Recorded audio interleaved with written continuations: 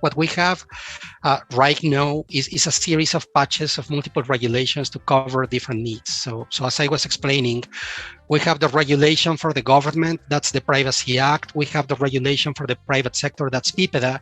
And we need to keep in mind what John was saying. PIPEDA is in fact a couple of regulations. We have the first section, which is the Personal Information Protection Act, I can say. And then the second part, which is the Electronic Documents Act. So we have a couple of regulations in one single volume. That's at the federal level, defining how companies have to be dealing with privacy. And I am just trying to think as well that the complexity of our system is that PIPEDA is even defining some additional rules for federally regulated businesses. And there are some other specific that are going to be impacting provincially regulated businesses.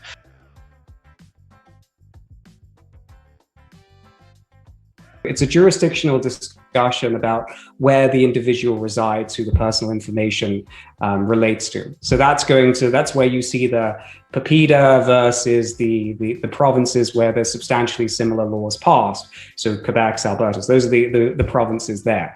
Now, on top of that, the next layer you have to contemplate is what vertical does the company operate in?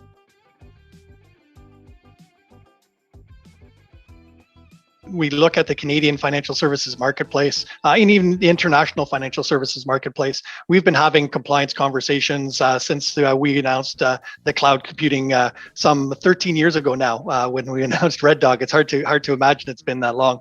And so we've evolved our agreements with the financial institutions to understand what their privacy requirements are and then to be able to paint that picture right from our online services terms to our data protection addendums and then through the contracts that they have in place, so that there's a clear understanding of who's the data processor, who's the data custodians, and what those respective roles and responsibilities are.